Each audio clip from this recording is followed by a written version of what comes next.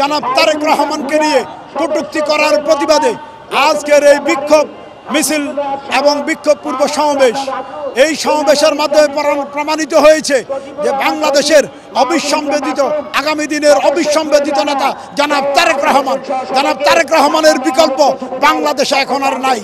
তরুণ সমাজ আগামী দিনে ভোট দিতে চায়, ভোটের মাধ্যমে জনাব তারেক রহমানকে বাংলাদেশের প্রধানমন্ত্রী দেখতে চায়। যে কোনো ষড়যন্ত্র আমরা কঠোরভাবে মোকাবেলা করব। আপনারা জানেন আমাদের মহাসচিব গতকালকে বলেছেন যে হামলা হয়েছে, সে হামলা নিন্দা জানিয়েছে।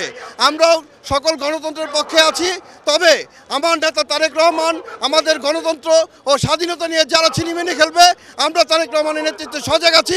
সেই আন্দোলন সংগ্রামে আমরাই জয়ী হব ইনশাআল্লাহ।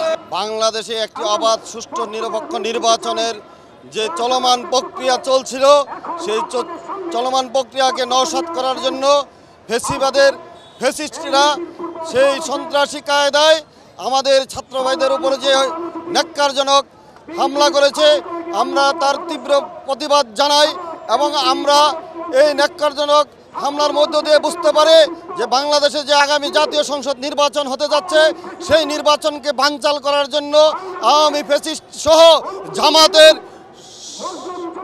জামাতিরা জড়িত রয়েছেন। তারা এই নির্বাচনকে বানচাল করতে চায়। জনগণের যে ভোট মৌলিক অধিকার ভোটের জন্য যে জনগণ এই দীর্ঘ সময় লড়াই সংগ্রাম করছে গণতন্ত্রের জন্য, সেই গণতন্ত্রকে ভূলুণ্ঠিত করতে চায়। সারা বাংলাদেশে আইনশৃঙ্খলার অবনতির কারণে এই সরকার আইনশৃঙ্খলার কোনো উন্নতি করতে পারে নাই। তার পাশাপাশি যারা আগামী নির্বাচনটা বানচাল করতে চায়, বিশেষ করে জামাত ইসলামী আন্দোলন চরমোনাই, তারাই আজকে ষড়যন্ত্র শুরু করছে। যেই ষড়যন্ত্রের কারণে আমাদের নেতাদের বিরুদ্ধে বিভিন্ন কুৎসা রচনা করছে, বিভিন্ন জায়গায় গুপ্ত হত্যা করছে। সেই হত্যাগুলো করে আমাদের নাম দেওয়া হচ্ছে এবং কি বিভিন্ন বিশৃঙ্খলা সৃষ্টি করার জন্য যে পায় তারা করছে, তার বিরুদ্ধে আজকের এই যুব দলের সমাবেশ।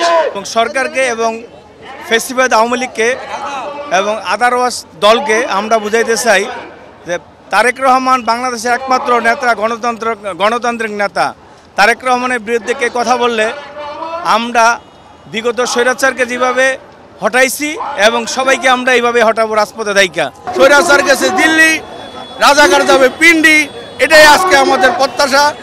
কোনো ষড়যন্ত্রকারী, কোনো কুচক্রী মহল দেশ বিরোধী কোনো ষড়যন্ত্রের বিরুদ্ধে অবশ্যই বাংলাদেশ জাতীয়বাদী যুবদল দুর্বার আন্দোলন গড়ে তুলবে এবং অবশ্যই আমরা বাংলাদেশের মানুষের পক্ষে, শান্তিপ্রিয় মানুষের পক্ষে অবশ্যই আছি এবং যে কোনো ষড়যন্ত্র মোকাবেলা করার জন্য বাংলাদেশ জাতীয় যুবদল মাঠে আছে, অতীতে ছিল এবং ভবিষ্যতে থাকবে ইনশাআল্লাহ।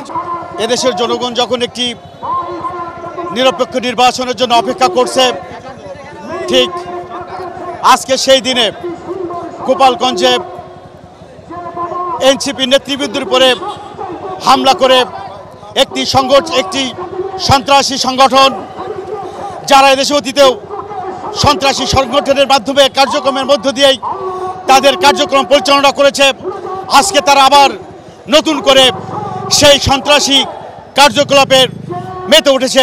তার প্রমাণ দিয়েছে গোপালগঞ্জে।